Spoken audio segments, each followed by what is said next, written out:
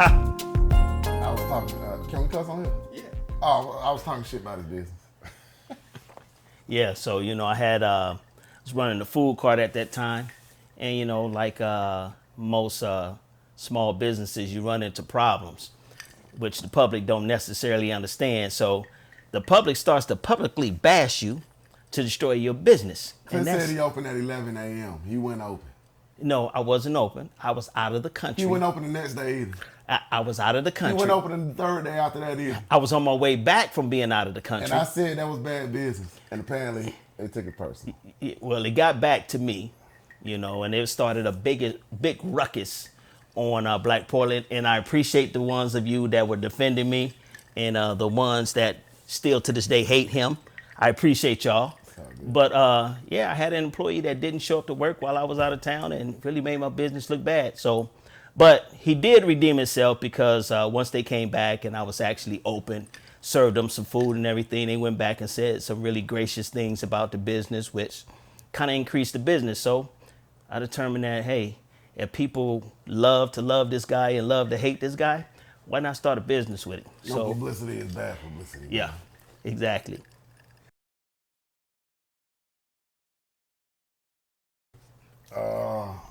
Like most black men, and things that drive us is money, man. Money brought me here. Actually, it was more than money. It was an opportunity to work at a great company. So I took that opportunity, and I liked the work schedule. It kind of allowed me to work and gave me enough time off to chase my dreams as well. So the transition was tough at first because coming from Atlanta and trying to compare it to somewhere like Portland is always going to be like, you know what I'm saying? It's always going to be a tough transition. But what I learned to do is instead of complaining about Portland and complaining about the community and where I'm at, I could just build what I want to see. So the things that I want to see here, if I really care enough about it, if I really want to complain enough about it, I'll create the shit myself instead of bitching about it. So that's kind of what started a lot of the things that we do here. And of course, I disagree.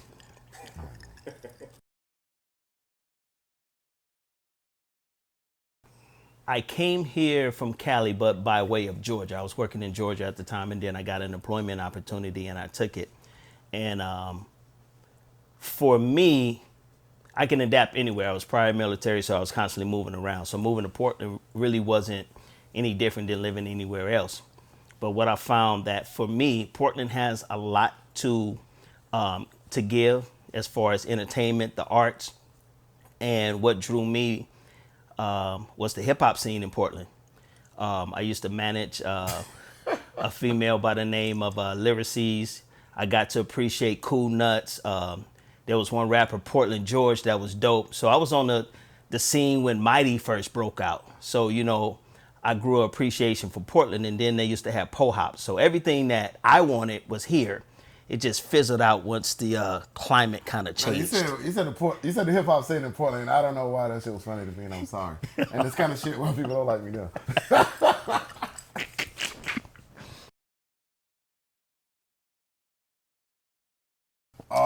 I guess I'll start off and I'll let Clint do it. Let me see if you go tell the truth. I'm gonna leave some shit out so Clint can get in there. Me and some of my partners, we wanted to throw parties. Nope, that ain't it. We wanted to throw parties, so we came to Clinton. Clinton had some influence with a club that we liked. And the club owner said, no, he ain't know us from damn nobody. We was all out of town. We was all transplants. They was like, they ain't gonna fuck with it. But he was willing to give us a Thursday. And while a lot of the guys dropped off of it because they wanted to throw parties, me being a poet and hosting former open mics in different cities, I was like, let me get in on that. All we need is a way in. You know what I'm saying? We get in on a Thursday, I show them what I can do on that, and then we can move from that. And we called Clinton. We knew Clinton from the food cart, and he kind of had a leg in on it.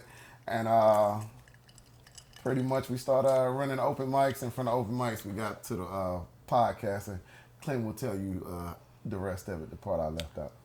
The part that he left out that's how we started 2 Cent the open mic. But how we started the podcast is totally different. At once upon a time, my friend here used to be out in these streets, hot and heavy, dating. And he decided to cross the dating lines. And I won't go into that part, but he decided to cross the dating lines. So when these two lions met up to talk about this lioness, Man, listen, man. One of his partners. No. You had your chance. And I spoke to her. You had your chance. And they start. And Clint thought the shit was funny. And we yes, I did. We should put shit like that. No, that wasn't it. I didn't think so, but it all. No. You're lying again. The reason why we started the podcast after I kept these two guys from possibly killing one another. That wasn't gonna happen. One of my buddies felt like the counseling that I gave these two guys that I should give advice. So I told him, I said, hey, man, I'm going to start a podcast. And he lost it. We're already doing too much. We got parties. We got shows. We're doing an open mic. And so at this time, we walk into my truck. So I opened the back door of the truck and I said, I already bought the equipment. So once he saw that I already bought the equipment, he had to sign on 100%. Now, once he started hearing his voice as his ego took over, he loved doing the podcast. It's nothing like having a partner who is ego is bigger than anything on earth. It all works out.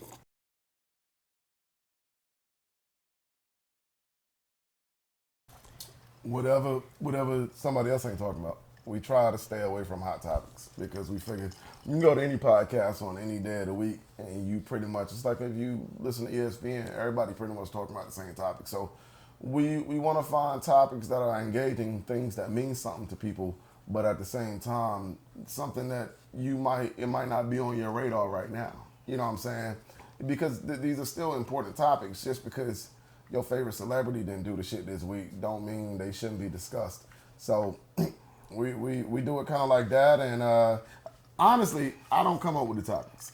Clinton comes up with the topics, and much like this interview, Clint doesn't go over the topics with me because we like to do I know, it sounds like a fucked up shit at first, right?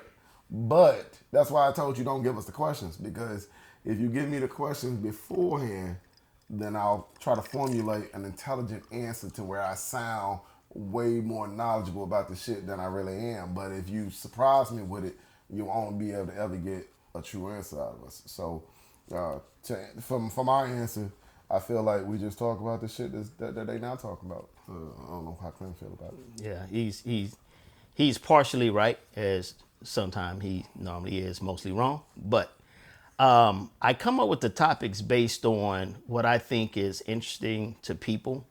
And I do a little bit of digging, but I don't talk to him about the topics until we're actually sitting down to record the podcast. Because like you said, the conversation has to be organic. It can't be studied. It can't be researched. And because our podcast is about those conversations you have with your friends. You don't sit up there and discuss your conversations that you're going to have that night. You just let it happen organically. And once it starts to happen, whatever the reaction is to something you say, whether you mispronounce a word, whether you slur while you drinking, whatever it is, it's organic and it's real. We don't want anything that's scripted. Yeah.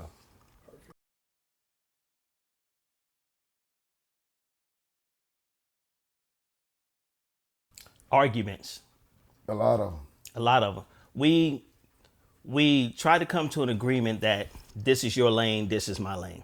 But we all constantly swerving back and forth into each other's lanes. And our arguments are the best thing that helps us work out to what we need to be doing, because I wake up my house 3:00 in the morning arguing with him.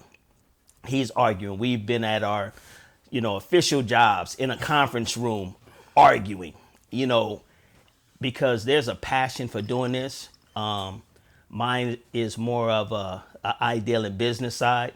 He's the creative one. He's the entertainer. So we're constantly butting heads, but we have a line that we cross, but understanding that once you cross that line, how the other person reacts to it is strictly your fault, because you decided to cross that line. So you decided to cross the line of understanding, and we both understand each other to the point to where we don't allow the fuck yous to mean anything. Or, I quit. I've quit 1,000 times. He probably quit about 500. Man, I quit once. No, but seriously, Clint is very good at what he do. I like to believe that I'm good at what I do. You know what I'm saying? Clinton, when it comes to business, Clinton doesn't have businesses. He's had multiple businesses. Whereas this, I've been doing spoken word for over 20 years. I've been on a lot of stages, writing, creating shit. That's what I do. It's what I do. I can do it all day. And for me and him, like I want Portland to come out. I want Portland to fuck with us. But at the same time, when you step into the spot, I wanted to have. Ain't no disrespect to Clinton or the Libra, but I want that shit to have my personality. When I tell people all the time, if a comic up there, if he ain't funny, don't fucking laugh.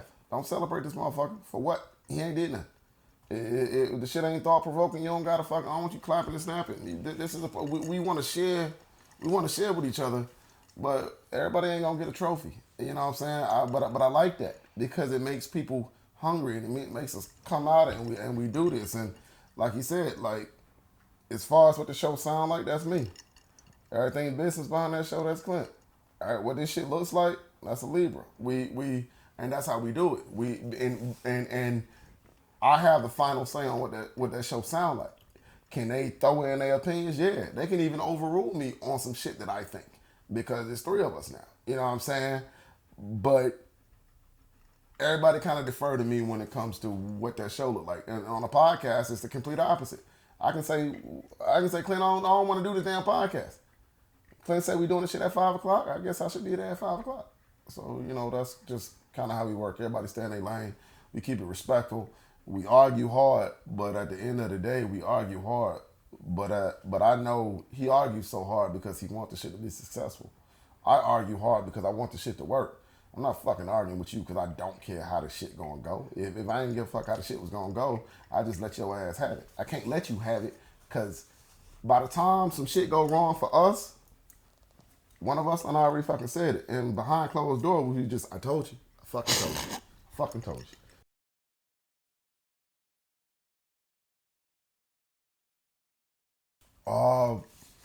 I don't know if it's geared toward the black community. I just think it's geared toward I'm black. You know what I'm saying? And I was just having a conversation, man. I identify as black too. Yeah, man. I guess we were just telling Clinton this morning. We was like, this art form, it ain't something that you try to fucking do. You don't try to do it. You just do it because the shit be in you and you do it. And I don't think Clinton really believed in some open mic shit. Clinton definitely don't believe in no poetry shit. You know what I'm saying? But I felt like when he came in and he saw it, he was looking at it as a business venture like, well, let's see what the fuck they got. But I felt like when he saw it, he was like, wow, this is like something that we could do something with. So to answer your question, I don't think we geared toward the black community. I don't try to come into shit and be like, oh, this is for the black folks. Portland is a very weird space because white people want to be down with your cause and they want to be allies and honestly, I don't give a fuck what color you is. You want to fucking get on this mic, you sign your goddamn name on it. And hey, if you don't, you don't. I think you not. For me, it was, I was like poetry. Nobody does poetry. Nobody anywhere in the world does poetry. They read books by Langston Hughes, And then once I saw it, it was just like that dude that married a woman because she was pregnant.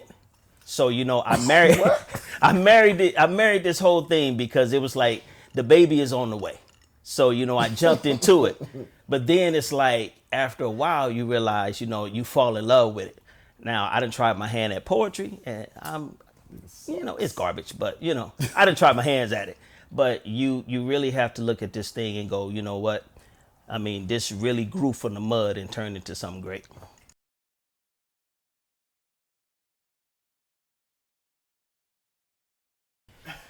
That's what's funny.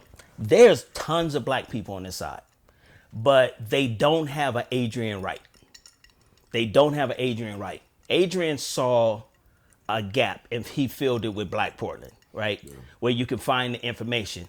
Over here, it's like people go to work, they go on a walk, they go back home, they grocery shop, and that's it. Because there's nothing visually where they can find something to do. So we started directing our friend group from work and other things that we was doing socially to Black Portland. then it started to evolve. Now, when we started the podcast, the first thing we knew we had to do, we had to go to the Prince of the Street. Adrian hate when I say that, but we had to go to the Prince of the Street so he can direct traffic for us. And that drew a lot of traffic to the podcast, which enabled him to reach out into Beaverton and Hillsborough and the lower area. And now these people can go on to Black Portland and find the hair care products. They can find the barbecue. They can find where's the poetry slams at. You know, they can find all of this different stuff, but people over here on the west side had to be directed to somewhere to find the traffic, because Portlanders, they stay in Portland. They very rarely do they venture out, so they don't get a chance to engage over here in Beaverton and Hillsborough. But with Adrian, we was able to bridge that gap, and now people know what's going on in the city. I feel like when I got here in 2015, I came out here with my partner Gary, so we was both coming out here for the job. And then just like being two dudes from Atlanta, you know what I'm saying? Now we the only two black people on shift. Then another black dude came, and you know what I noticed about Portland, man, and I hate saying shit like this because Portland always think I'm talking shit about them, but like people don't be real quick to like speak to you, especially in Hillsborough. You know what I'm saying? When you black, but I don't know, y'all know Gary, but Gary be like, "Hey, what's up?" Like you gonna acknowledge us, man. And from that we met David, and then from there Dre, and see, and I'm calling names, but these are dudes like David from New York, and then Dre from Cali, and I wasn't trying to meet people who wasn't from Portland. That's just kind of how it went, because the company we work for, they good for flying your ass in. You know what I'm saying? And then from there, we met Clinton, and then from there, we met Jahi from Detroit. And so now, yeah, I mean, I got partners from Portland, but I won't lie, the core of my dudes is probably from somewhere else, because I feel like we all kind of find that we looking for the same thing inside of each other. You know what I'm saying? We looking for, and because of that, we tight though. Because of that, we tight. If he make the call, we all there. Wherever side of town you on. And that's just a call for dinner, nothing else. Nothing else. We just hang out for lunch. Yeah, but if we are very tight knit, and I think one of the things too to keep in mind is this: because of you being outgoing, looking for those things that you were used to, you connected with Adrian. You connected with a lot of other folks that was doing poetry. Yeah. And then over the time, he was able to take those connections and mesh us all together, because through him, through me, there's a lot of folks that's being able to branch their businesses from Hillsborough and Beaverton and connect with the folks out in Portland, who then turn around when somebody new to town and they're looking for a hairdresser or a hair supply place in Hillsborough, they're directing the traffic. So it's just this cross connection, that we have. So, but I tell you this, Portland, keep in mind, just because we don't live in a city, we're expanding the city. Yeah, I mean, Portland itself is visually over on the west side. So you need to come through that tunnel, because your folks is over here doing things. We done put cookouts over here. We done did some things with Black Portland. So Portland is really, visually, you come over to the west side, it's an extension of Portland. Well, they ain't listening to you, boy. Everybody listen to Uncle Clint, They man. ain't coming through that goddamn. They're like, where is it? Listen to Uncle Clint's unsolicited advice. I tell you what, y'all should come fuck with us no matter where we sit up. But, you know what I'm saying, you do the fucking. I tell you what, if y'all haven't fuck with us now, you can fuck with us later. It's not at me. I know, y'all looking like you shouldn't have said that, but that's how I feel. Hey, so before you carry on, there was a segue leading into our partnership. Our partnership is just not the dynamic duo anymore. We had to add an element to our partnership to really give a perfect balance. And once she was just a starving, thriving, poet, but he said that shit like you don't got no job. But we brought, I brought La Libra to the table because it's like. I brought. No, you didn't. Don't you say no? You brought her in as a poet. I'm repeating what you said. You said I brought. Listen. So brought her onto the team, and I was like, I wanted you to be full partner, not just, somebody that's sitting back, backing us up, and, you pick up the dirty laundry when we drop it on the floor. No, I wanted her to be a full partner because her input is so valuable that a lot of the things that we do, or even the things that we did when she wasn't a partner, it was her input that, made the things happen. So, we brought her on board. She's in as a very low salary, but, she's in.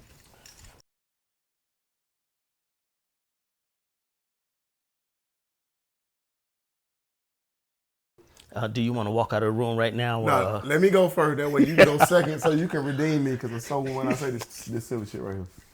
All right, so, man, you can do whoever the fuck you want to. You can find black women if you want black women. I don't mind people having preferences. I mind black men saying stupid shit like they don't date black women. I don't give a fuck if you date them or not. Don't say it. Don't let it come out your mouth. It's like a white person saying, nigga, you know not to do it. I don't give a fuck what you want to say. Don't say stupid shit like that. You're embarrassing us. You're embarrassing the rest of us. I do date black women. You know what I'm saying? That's my preference. Wait. Rephrase that. You used to date black women. You just got one girl. You're not dating. You make it sound like you're dating. I don't want to get in no more trouble, man. When I was dating. Okay, there we go. When I was dating. Fuck all that. Listen, man. You can date. Yes, you can find black women out here. You can find good black women out here. You can find good black men out here. I'll tell you something, though, black women, and not just black women, white women, Asian women. What I've noticed about Portland, and this is part where I'm going to get in trouble, so we're going to pass off to you. Hey, y'all better stop enabling these niggas. I'm telling you, y'all, as long as y'all paying for dates and still going Dutch and let motherfuckers move in with y'all and put their name on leases and stupid shit like that and drive y'all cars, hey, y'all can get exactly what the fuck you looking for. And what? Am I lying? No. Hey, they listen. Y'all motherfuckers is, they giving you exactly what the fuck you want. And I'm telling you, motherfuckers like me who come out here, they ain't me. Just some people from another city with a little bit of game. Man, we'll run your shit into the fucking dirt. You think I'll never get a job? I'll be a poet for the rest of my goddamn life on you. So what he's saying is, ladies, there is a proper way to date, and then there's an improper way to date. I got a goddamn girlfriend. All right. So what he is saying, ladies, don't make the dating mistakes of moving your relationship too far forward, where you're bringing someone into your home that has nothing to add to your situation. That's what I said. All right. Listen, leave the dirt out on the street. Don't bring it into your house thinking you can put some soap on it and clean it up. That's exactly what they were looking for. All right? Well, no, I'm glad you brought that up because living here, I've been here for the past 3 or 4 years. I was born here, but I grew up in Jersey. And coming back here, it is something I noticed. It's almost known in the community here that if you're a black guy here in Portland, you can kind of get away with like a sugar mom or something like that. Exactly. And so I'm glad you brought that up. Fuck around, get you a job at Fred Meyer's. Boy, you finna goddamn go crazy in these streets. Shit. I'm sorry. Look how y'all looking at me. Fuck around and get you a job. Ooh, get me a fucking a car. Ooh. Man, look. Listen, you fuck around and live by yourself. Black man, listen, boy, I'm finna give y'all some game. Get you an apartment. Hey. No. You gonna do this? No, yeah. You sure you want down this hill? I do. Listen. You want down this hill by yourself? You're damn right. You seen Hold all on. these? You seen all this housing assistance out here? Black man, get you a goddamn apartment. You can apply for some little assistance. You probably get you some shit by $960, by $1,000, $1,100. Hey, fuck around and tell her you stay by yourself. Boy, that shit gonna go crazy for you. It's finna go great. Am I lying? Boy, listen. When I used to tell women I stayed by myself, it's a wrap. We don't got to talk too much longer. We ain't finna order no more drinks. Ladies, I want to caution you. He is not a Hennessy at the crib. He is not still out here for. He is not advertising. He is off the market. I'm going to say that because we are going to be hated when this thing is released. It's all good, man. I don't know. By one person.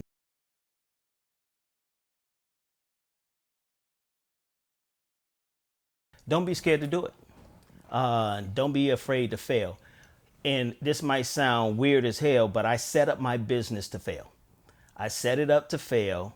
So when it did, I can rebrand it and I can redo the business. So just to give a little bit of insight in my, personally what I did. I took equity out of my home to start my business because I wanted to fully be able to pay for my investment in the business. And that if it failed, it didn't take anything away from my family.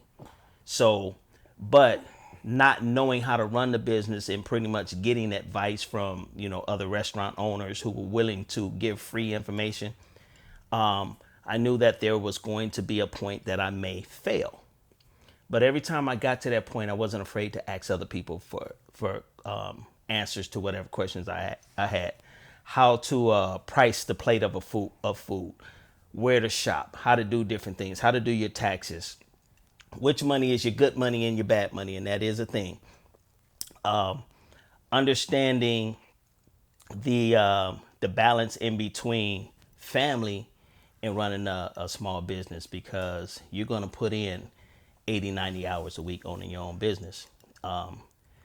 And just, learning how to balance labor versus the cost of your food, and going to people that was willing to give you some insight about that. And you can't be to the point where you think you know so much that you can't ask. I was asking people from my age group that had been into the business to asking someone that was 22 that had a catering company. You have to ask the questions because you don't know it all. Don't try to be the smartest person in the room. Don't try to, no matter what room I go to, no matter how much information or knowledge I have, I don't try to be the smartest person in the room. I'm always there to learn, take some information, and utilize it for my benefit. So one of the things I've had to really wrestle with is being a black business owner. You want to cater to your people. You want to provide something that your people need. And what I learned in that process is to stop handicapping your people, right? You don't have to make your prices lower than everybody else for your people. You don't have to make it convenient for your people. You just have to be a business, and you have to be an upstanding business. Learn how to, bounce back from your mistakes. Learn how to give good customer service. Learn when your people walk into the building and they come to support your business, you don't owe them anything, but you owe them everything. Treat them with respect. Treat them like you would any typical customer, and understand that they are just as valuable to your business, but don't run your business in the ground trying to give discounts or coupons. Don't do that. You don't have to. Was that good advice? Yeah, I don't give discounts and coupons. I got very little to say about this. Clint is the businessman of the group, but I do like what he said about don't be afraid to learn shit, man. Like shit like trademarks and LLCs, copyrights, things that the pitfalls that artists make by not knowing your business part of it and not knowing what fucking belongs to you, not knowing what you'll be paid for. I feel like working with Clint, what's really allowed me to do, like Clint be talking a bunch of goddamn numbers, and a lot of this shit be a lot of goddamn money. You know what I'm saying? Sometimes, and because you definitely gotta spend a little money to make it. You know what I'm saying? But you start to see the quality of shit change when you start putting your money behind it. You know what I'm saying? And that goes to your good money and your bad money. Know what you can afford to put in. Clinton, I want the show to be great. I just don't want to pay for it. You know what I'm saying? Like, when we started the podcast, Clint was like, we need this, and this. And I'm on some shit like, well, I can steal this, and this. And then we got to buy that part. You know what I'm saying? Like, even softwares and shit like that. But I feel like working with Clint, like, he the business. He going to tell you, yeah, I guess you could steal that software, but see, when they catch you, we're gonna need that software that day, and we can't really play these games. You know what I'm saying? But man, I'm just a nigga, man. I'm trying to get it how we get it. So Clint tells me, hey, we need to do this, and I'm like, I'm telling you, man, I know a way we can get it done like this, and he's like, yeah, I'm just gonna do it the right way, man. Don't even worry about that. But you need people like that in your life to keep you on the straight and narrow and keep the IRS off your ass.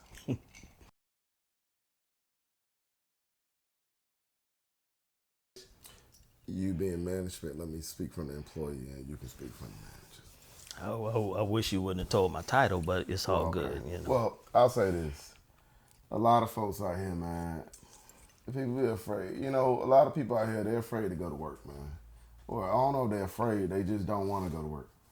I will quote a partner of mine, Big U. He always tell me, and he works at the same company. He says, man, I've done a lot harder work for a lot less pay. He said, man, I used to bust up concrete in South Carolina. You know what I'm saying? And I feel like a lot of folks don't know that life.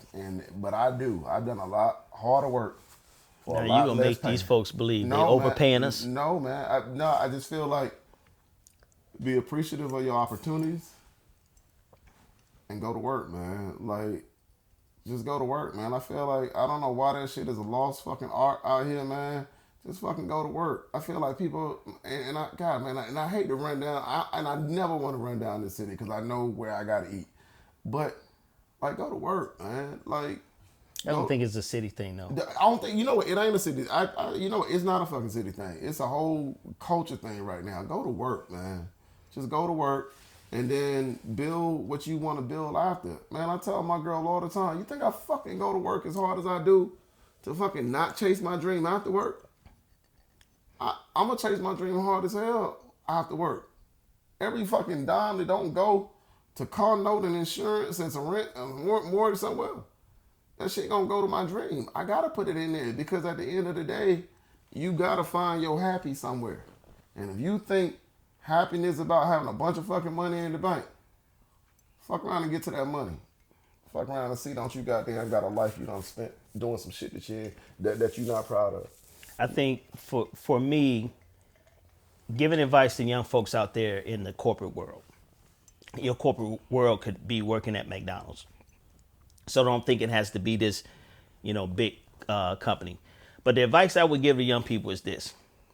There's a difference in between the people you work with and the company you work for. There's a culture that most companies try to have as far as being inclusive. And then there's the people who work within that company. All right. Stop being afraid to go and consult HR. A lot of us as black people, we won't go consult HR because we don't want to rock the boat. We don't want to draw attention to ourselves. When it comes down to any type of company, you're dealing with imperfect human beings, and they don't know a problem needs to be fixed until you tell them that it's a problem, right? That's one. Two, understanding that just because you perceive the world to be a certain way doesn't mean everyone is going to see the world your way. Understanding that you're going to have to work with differences in religion, sexual preferences, differences in whatever. Learn how to work with differences. People do not have to recognize you just because you're black, or you might be trans, or you might be whatever. People do not have to recognize you. The company may recognize you, but people do not. So understand that you're working with differences, the differences in age, differences in cultures, the difference in religion.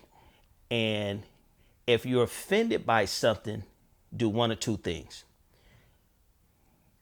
Deal with being offended, or take the time out to educate the person on why you're offended about it. Because whether it's somebody trying to touch your hair, or whether it's someone that calls you he when you prefer to be called she. I don't know where you're going with this. Just talk to people and be willing to educate people, because I know a lot of people say, I don't have time for that. You know what? Listen, your life would be a lot easier. Your situation at work will be a lot easier if you just lighten up a little bit and understand that people may not understand you culturally. Being a black man, I used to wear a wave cap to work. And I had a young white Russian guy ask me, why do you people wear that on your head? And I could have took that to offense, but that's just the way he understood how that question should come out of his mouth. That's just the way he understood the question. He wasn't meaning it in, a derogatory way. And once I explained it to him, he took that information back to his Sunday school that he taught, that he had 3 African-American kids in his Sunday school class. And he thought it was a culture thing, versus it just being a style thing. So some people are just ignorant and don't know. Some people don't know how to formulate a question. I just learned how to control or stop being misogynistic 3 years ago. Man, stop. So, Yo, you're gonna have to cut this whole thing. Renata is dying over here. She is dying. hey, over no, here. no, you don't have to know. But that's just the thing about it is like if you don't know and you feel like people should just automatically know, hey, then you're doing a disservice to yourself because there's a lot of people who don't know why you do things culturally.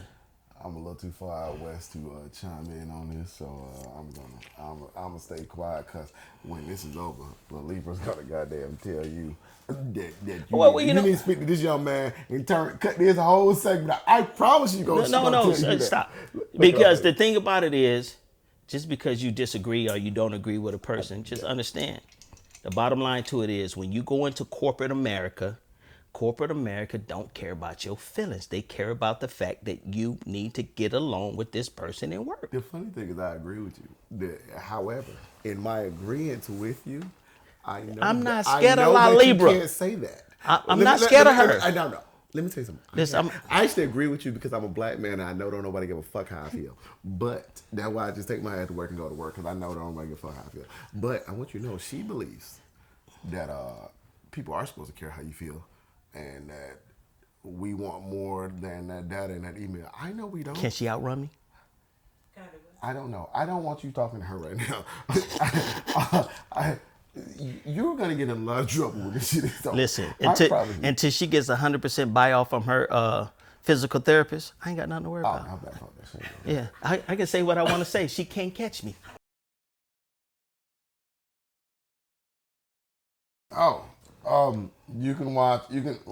You can listen to the podcast on Apple Music, Spotify, Stitcher, Buzzsprout, YouTube, iHeartRadio, wherever you listen to podcasts, you can listen to us. And Pandora. If you can't find it there, it is on Pandora, and I got it on Alexa. If you can't fucking find it, call me, text me. I'm D'Angelo Gillespie. I'm just regular D'Angelo Gillespie at Instagram and at Facebook. I don't got all the rest of that shit, man. I'm grown. Man, you can check out 2 Cent, the podcast. We have a 2 Cent, the podcast Instagram page. We have a 2 Cent open mic Facebook page. Anything 2 is the number. It's not 2 cents with an S. It's 2 Cent. Your 2 cents. Yeah, your 2 cents. Your opinion. And, make sure you tap in with us because we got some very exciting things and that we're bringing to the city. A lot of things that we're going to take that people stop doing that we're going to start doing. And then we're going to continue this whole culture thing and bringing some Portland liquor brands, out there. You going to throw shit out the window? Oh, yeah. Hey, man, I'm going to throw it all out there, man. Once again, this is 2 Cent the podcast. I'm Uncle Clint. You got my co-host, D'Angelo Gillespie, who is also the host of 2 Cent Open Mic Friday nights here in Beaverton at Catfish Lou's. You got La Libra over there. She didn't want to get on camera because, her wig ain't been shook. So, she not on the camera right now. But you know what? I'm going to jump over this sofa at the end of this thing, and I guarantee you she can't catch me. Hey, listen, man. Remember, man, 2 Cent is all about your own opinion, your own view. If y'all don't agree with our opinions, that's good, man. Have your own, express your own, write your own down. Just don't try to change ours.